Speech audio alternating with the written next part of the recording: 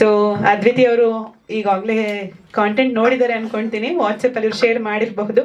So Raja ರಾಣಿಗೆ ನಿಮ್ಮ best wishes ಒಂದೆರಡು ಮಾತು.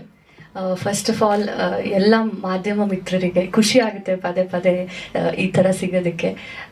ನಾನು ಒಂದೇ ಹೇಳೋದು, ಯಾವಾಗಲೂ ನನ್ನ ಸ್ಪೀಚ್ ಸ್ಟಾರ್ಟ್ ಮಾಡೋ ಮುಂಚೆ ನಾನು ಅವ್ರಿಗೆ ಥ್ಯಾಂಕ್ ಯು ಹೇಳ್ತೀನಿ. ಯಾಕಂದರೆ 10 ವರ್ಷದ ಜರ್ನಿಯಲ್ಲಿ ಮೀಡಿಯಾದವ್ರು ಇಲ್ಲ ಅಂದಿದ್ರೆ ನಾವು ಆರ್ಟಿಸ್ಟ್ಗಳು ಇರ್ತಾ ಇರಲಿಲ್ಲ. ಸೊ ಹಾಗಾಗಿ ಅವ್ರಿಗೆ ಥ್ಯಾಂಕ್ ಯು. ಆ್ಯಂಡ್ ಸ್ಟೇಜ್ ಮೇಲೆ ಕೂತಿರುವಂಥ ಎಲ್ಲ ಗಣ್ಯರಿಗೆ ಹಾಗೂ ಇಡೀ ತಂಡಕ್ಕೆ ನಾನು ಫಸ್ಟ್ ಆಫ್ ಆಲ್ ಕಂಗ್ರ್ಯಾಚುಲೇಷನ್ಸ್ ಹೇಳ್ತೀನಿ. ಯಾಕಂದರೆ ಒಂದು ಸಿನಿಮಾ ಮಾಡಿ ಈ ಹಂತದವರೆಗೂ ತಗೊಂಡು ಬರೋದು ಅಷ್ಟೊಂದು ಸುಲಭದ ಮಾತಲ್ಲ. ಸೊ ಅದಕ್ಕೆ ಫಸ್ಟ್ ಆಫ್ ಆಲ್ ಖುಷಿ ಪಡಬೇಕು ನಾವು. ಅದಕ್ಕೆ ಖುಷಿ ಆಗ್ತಿದೆ ನನ್ನನ್ನು ಇಲ್ಲಿ ಚೀಫ್ ಗೆಸ್ಟ್ ಆಗಿ ಕರೆದು. ಒಂದು ಹೊಸೊಬ್ರು ತಂಡ ಆದ್ರೂ ಐ ಥಿಂಕ್ ಪ್ರತಿಯೊಬ್ಬರು ಸಿನಿಮಾ ಇಂಡಸ್ಟ್ರಿ ಬಂದಾಗ ಹೊಸೊಬ್ರೇ. ನಾವು ಕಾನ್ಸ್ಟೆಂಟ್ ಆಗಿ ನಮ್ಮ ಕೆಲಸಗಳನ್ನು ಮಾಡ್ತಾ ಹೋದ್ರೇ ನಾವು ಬೆಳೀತಾ ಹೋಗೋದು, ಕಲಿತಾ ಹೋಗೋದು. ಸೊ ಹಾಗಾಗಿ ಇಲ್ಲಿ ಇರುವಂಥ ನಟರಾಗಿರಲಿ ಅಥವಾ ನಟಿಯರಾಗಿರಲಿ, ಐ ಥಿಂಕ್ ಎಲ್ಲರಿಗೂ ಇದು ಒಂದು ಫಸ್ಟ್ ಹೆಜ್ಜೆ ಹೌದು. ಬಟ್ ಇದರಿಂದ ಏನಾದರೂ ಒಂದು ಕಲಿತು ಮುಂದೆ ಹೋಗ್ತಾರೆ ಫಾರ್ ಶೋರ್. ಆ್ಯಂಡ್ ರಾಜಾ ರಾಣಿ ತುಂಬ ಚೆನ್ನಾಗಿದೆ ಟೈಟಲ್.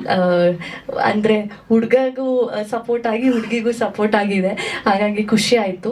ಆ್ಯಂಡ್ ಸಾಂಗ್ಸ್ ಕೂಡ ಚೆನ್ನಾಗಿ ಬಂದಿದೆ, ಒಳ್ಳೆ ಎಫರ್ಟ್ ಅಂತ ಹೇಳ್ಬೋದು ಎಂಟೈರ್ ಟೀಮ್ ಕಡೆಯಿಂದ. And as a director, as a actor Randhir ಅವರು ಮಾಡಿದ್ದಾರೆ. ಐ ಥಿಂಕ್ ಆ್ಯಕ್ಟರ್ ಆಗಿ ನಾವು ಇನ್ವಾಲ್ವ್ ಆಗಿ ಪರ್ಫಾರ್ಮ್ ಮಾಡೋದೇ ಒಂಥರ, ಡೆಡಿಕೇಟೆಡ್ ಆಗಿರೋದೇ ಒಂಥರ, ಅದು ಏನು ಹೇಳ್ತಾರೆ ಆಲ್ಮೋಸ್ಟ್ ಕಷ್ಟದ ಕೆಲಸ. ಅದ್ರ ಜೊತೆಗೆ ಡೈರೆಕ್ಷನ್ ಮಾಡ್ಕೊಂಡು ಮಾಡೋದಂದರೆ it is not it all easy. So ಅದನ್ನು ನೀವು ಒಂದು ಚಾಲೆಂಜ್ ಆಗಿ ತಗೊಂಡು ಫಸ್ಟ್ ಸಿನಿಮಾಗೆ ಮಾಡ್ತಿದ್ದೀರಾ ರಣಧೀರ್ ಅವರೇ, congratulations and all the best.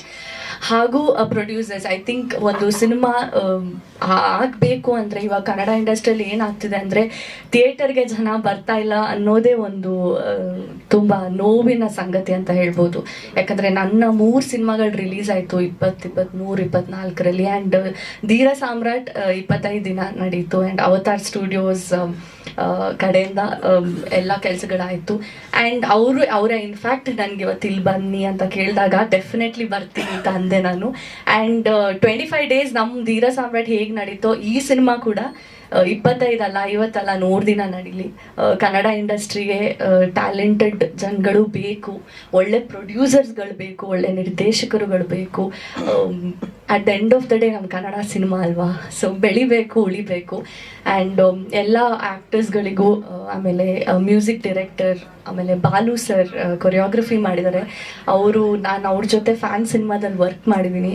In fact ಒಂದು ಹಿಟ್ ಸಾಂಗ್ ಅವರು ನನಗೆ ಕೊಟ್ಟಿದ್ದಾರೆ. ಸೊ ಹಾಗಾಗಿ ತುಂಬ ಒಂಥರ ಅವ್ರನ್ನ ನೋಡಿ ತುಂಬ ಖುಷಿ ಆಯಿತು. ಆ್ಯಂಡ್ ಐ ಥಿಂಕ್ ಎಲ್ಲರೂ ಹೆಸರು ಹೇಳಿದ್ದೀನಿ ಅನಿಸುತ್ತೆ.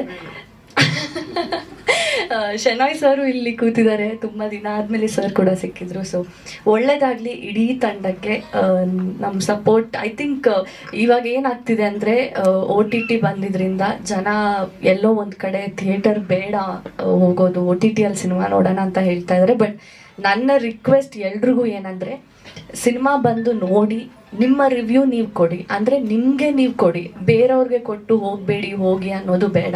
ಪ್ರತಿಯೊಬ್ಬರು ಥಿಯೇಟರ್ಗೆ ಬಂದು ಸಿನಿಮಾ ನೋಡಿದರೆ ನಿರ್ದೇಶಕರಿಗೆ ಅವರು ಹಾಕಿರುವಂಥ ದುಡ್ಡು ವಾಪಸ್ ಬರುತ್ತೆ. ಇನ್ನಷ್ಟು ಕನ್ನಡ ಸಿನಿಮಾ ಮಾಡೋದಕ್ಕೆ ಅವ್ರಿಗೊಂದು ಧೈರ್ಯ ಆಗುತ್ತೆ. ಸೊ ಹೌದು, ಇಡೀ ರಾಜಾ ರಾಣಿ ಟೀಮ್ಗೆ ನನ್ನ ಕಡೆಯಿಂದ ಆಲ್ ದ ಬೆಸ್ಟ್ ಅಂತ ಕೇಳ್ಕೊತೀನಿ. Thank you so much.